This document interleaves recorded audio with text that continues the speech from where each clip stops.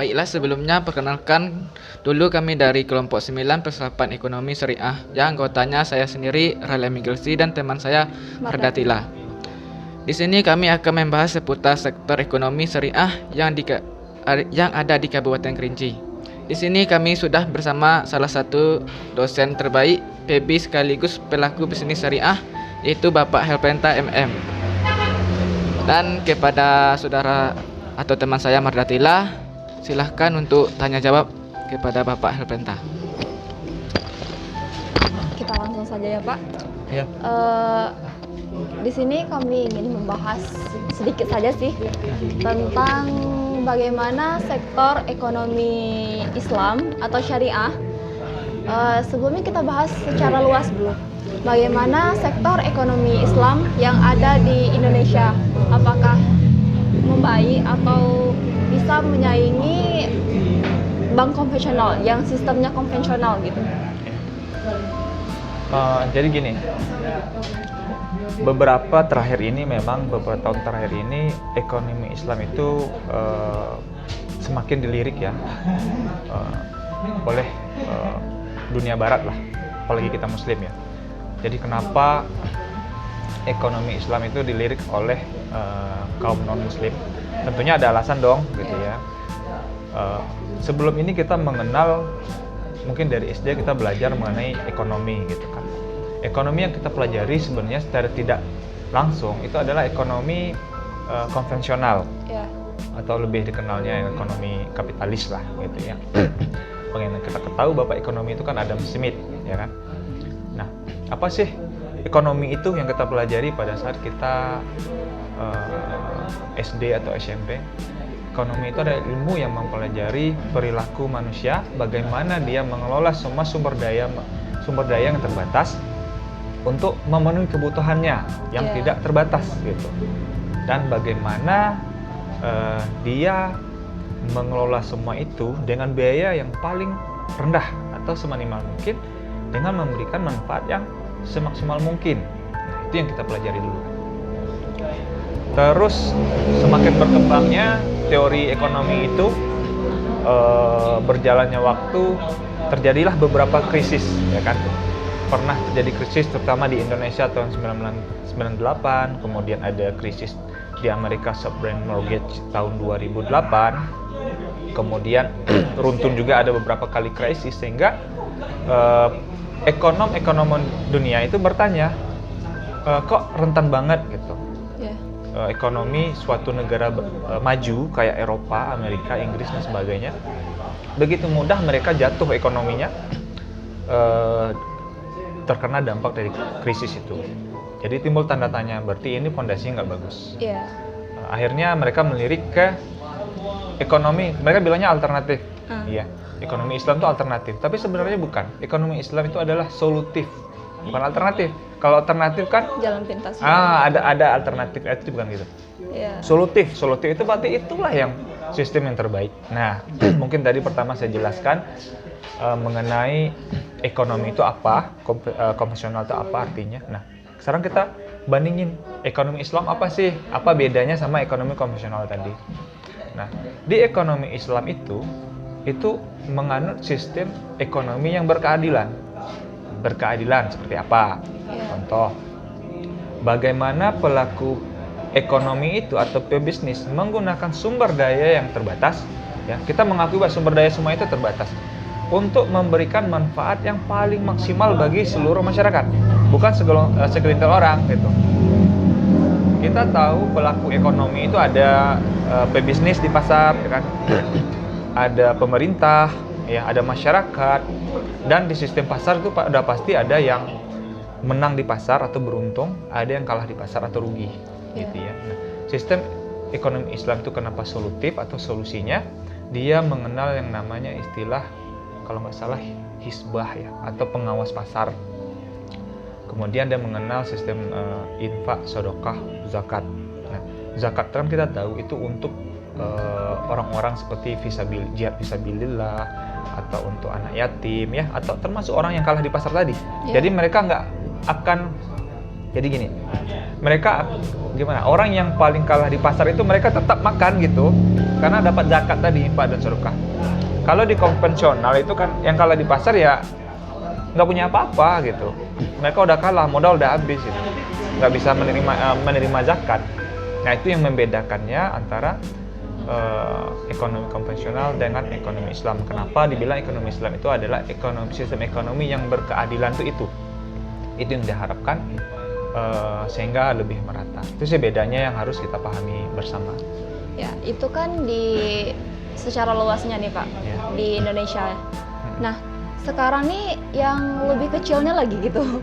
Di tempat kita nih bagaimana sih sektor ekonomi Islam yang ada di Kabupaten Kerinci khususnya gitu? Ya, ini menarik nih karena kita tinggal di Kerinci ya. Iya. Kita tahu bahwa sumber daya alam Kerinci ini kan luar biasa. Kita sebut aja lah pariwisata, ya kan? Pariwisata nilai jualnya sangat bagus. Ya bagaimanapun kan pemerintah sekarang fokusnya di pariwisata. Walaupun kita di tengah pandemi COVID saat ini COVID-19, tetap juga pariwisata digencarkan seperti misalnya kuliner halal gitu ya. Yeah. Nah, terus bagaimana kita berkreativitas membuat produk halal gitu, makanan halal dan sebagainya. Kalau di Kerinci memang Kerinci ini salah satu, kalau saya lihat itu masyarakatnya termasuk yang menganut Islam yang bagus lah saya bilang ya. Cuman mungkin pemahaman yang perlu kita edukasi yang lebih baik lagi ke masyarakat. Kalau ditanya apa aja ekonomi Islam yang ada di Kabupaten Kerinci, sebenarnya sih kalau dilihat sekilas ya ada beberapa. Mungkin contoh aja nih, satunya penginapan syariah ya. Saya pernah lihat, mungkin rekan-rekan adik-adik juga pernah lihat di Sungai Penuh itu ada penginapan syariah. Nah, penginapan syariah itu hendaknya kan menerapkan prinsip-prinsip syariah, mulai dari tamu datang ke hotel bagaimana perlakuannya, siapa aja yang menginap, boleh enggaknya itu muhrim kan, boleh apa enggak gitu. Kemudian juga menu makanan yang disajikan, pelayanannya kan. Kalau kita tahu hotel-hotel hotel-hotel biasa di kota besar itu kan mereka menyediakan fasilitas yang mungkin lebih banyak dan maksimal, dan itu kan kita nggak tahu halal apa enggak, contohnya diskotik kan. Iya. Di Kerinci hendaknya jangan kayak gitu. Itu sih salah satu yang saya lihat di Kerinci ini, usaha bisnis syariah yang secara langsung kita lihat. Kalau bank syariah saya belum, di Kerinci kayaknya belum ada. Ya. Nah, sekarang nih Pak, kita mau nanya nih, untuk produk yang ada gitu, untuk produk yang ada di Kabupaten Kerinci yang udah menganut sistem syariah. Sebelumnya nih kita nih di Indonesia terutama di Kerinci kan kebanyakan mayoritasnya Islam nih. Yeah. Emang masih ada ya orang yang membuka bisnis, orang yang membuat suatu bisnis UKM gitu yang tidak halal, misalkan yang berbanding terbalik dengan agama gitu. Iya, maksudnya produknya ya? Iya, produknya gitu. Memang jadi tantangan ya tersendiri para pelaku bisnis di Kerinci ini.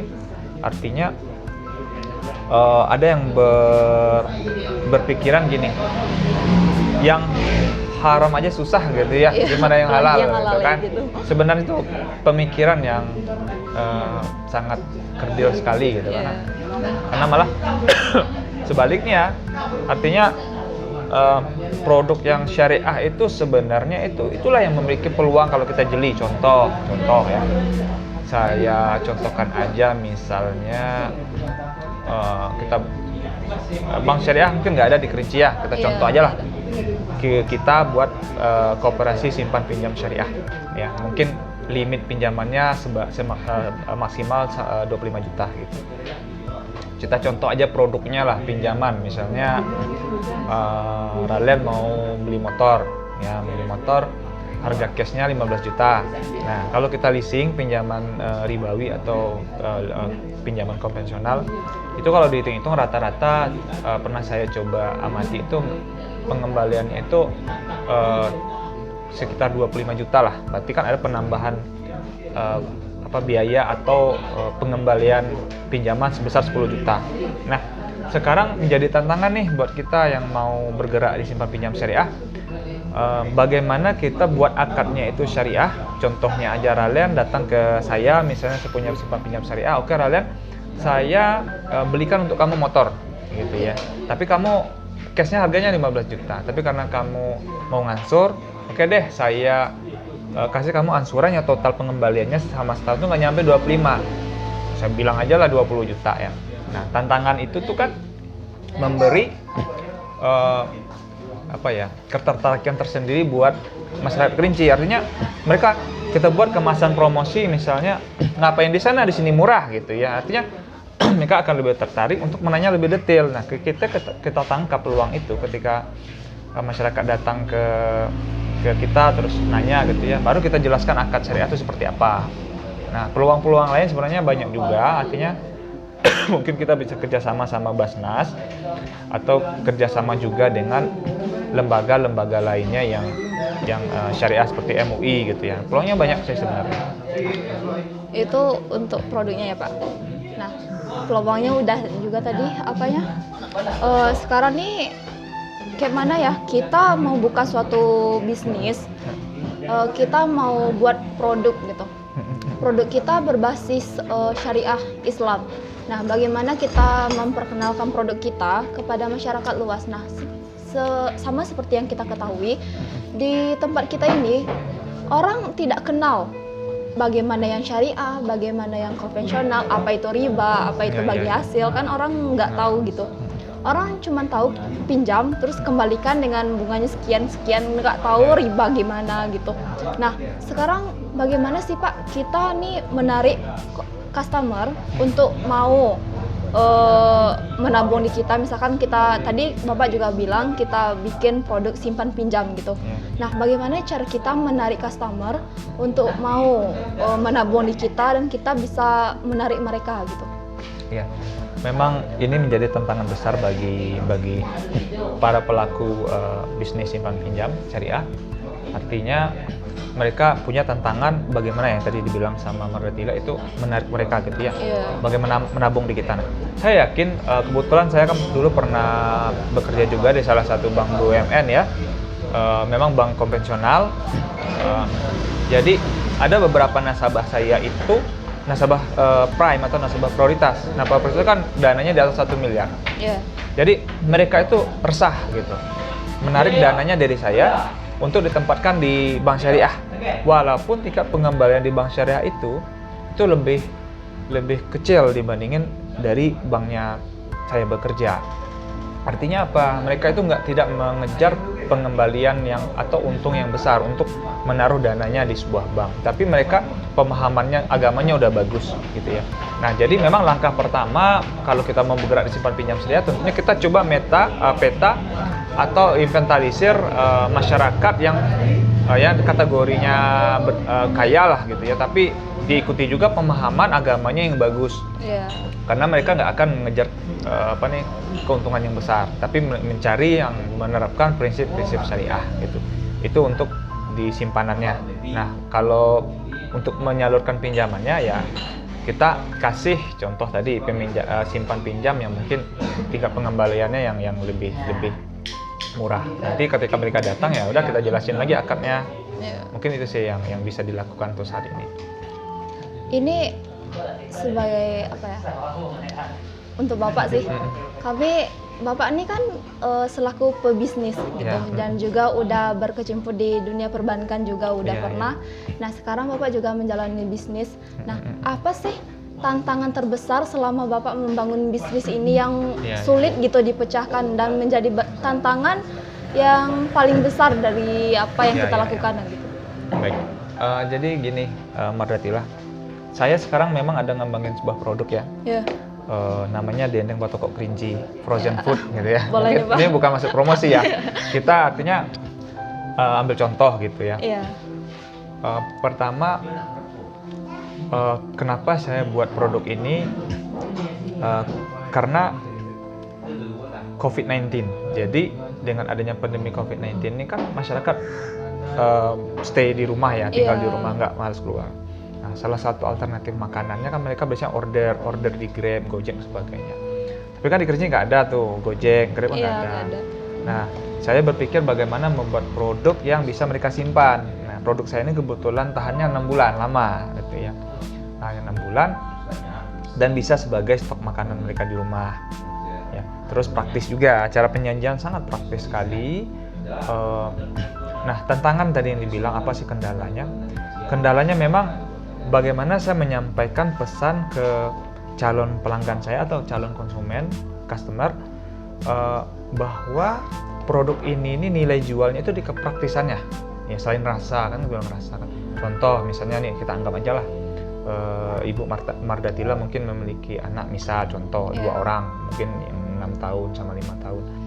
Kan anak-anak ini kan ya makan pagi, bisa aja bilang, "Ma, mau makan," gitu kan. Terus emang goreng telur deh gitu kan, biasa gitu tuh pagi tuh. Atau ya udah sosis saja atau nugget gitu kan. Nah, nggak mungkin anak-anak dikasih nugget terus sama ini kan, itu kan mungkin ada kandungan pengawet ya. Nah, salah satu alternatifnya dendeng ini, artinya ini kan daging ya tanpa pengawet, rasanya relatif lah ya, artinya kalau bagi kami itu udah masuk di pasar, tapi tergantung dari konsumennya kan.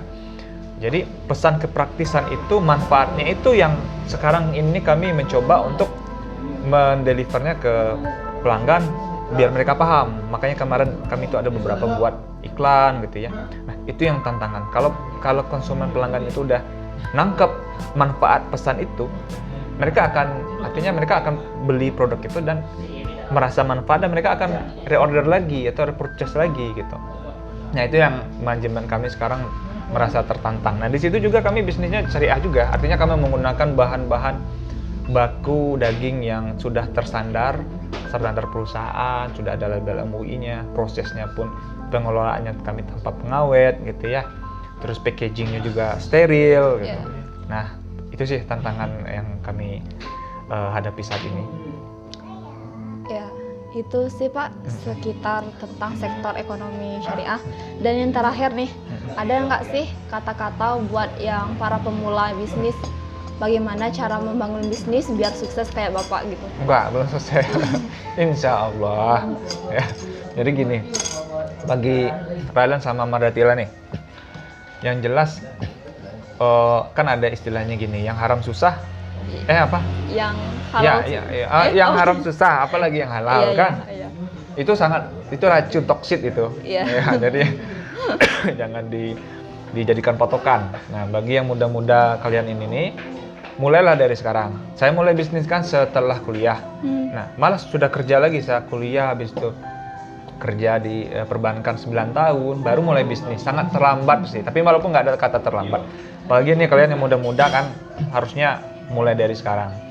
Nah, bisnis apa? Bisnis yang halal pasti kan. Apapun itu, jalan dulu gitu. Dikit dulu. Makanya ada almarhum Bob Sarino mengatakan kan, yang ngehit sekali gitu kan. Beliau mengatakan bahwa bisnis apa sih yang bagus? Nah, beliau jawab, bisnis yang bagus adalah bisnis yang dimulai. Enggak ditanyain terus gitu kan. Gak usah nanya-nanya bisnis apa sih yang bagus. Jalan aja dulu ya. Jalan dulu, nanti sambil jalan. Ilustrasinya kayak gini. Misalnya Raylan nggak bisa naik sepeda kan. Atau nggak bisa bawa sepeda gitu kan.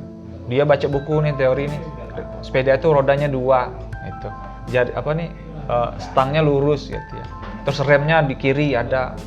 Mardatila nih contoh satu lagi. Mardatila nggak belajar teori, langsung ambil sepeda langsung jalan gitu. Walaupun jatuh gitu kan. Maksudnya langsung aja hajar gitu. Toh risikonya itu paling jatuh kan. Sepeda, pesawat, jangan coba-coba kan. Ya kan? Jadi jatuh. Nah, cari risiko yang paling kecil. Begitupun bisnis. Cari bisnis yang risikonya paling kecil. Yang dimana ketika kalian gagal, tiarap gitu, kalian nggak tiarap selamanya, bangun lagi gitu maksudnya, ya kan? Nah, cari risiko yang bisnis kecil, yang penting mulai, cari risiko yang bisnis kecil, jangan gengsi. Kalau ada buntu diskusi sama teman atau yang ahlinya, pesan saya semangat, karena bisnis itu salah satu perintah dari Allah. Artinya kita kan berbisnis itu berupaya menjadi apa istilahnya itu bisnis ini adalah jihad fisabilillah ya. Jihad itu bukan berperang aja. Kalau kita menjadi pelaku bisnis itu kita akan mempekerjakan orang, ya, memberikan manfaat yang banyak kepada orang, dampak sosial, dampak ekonomi.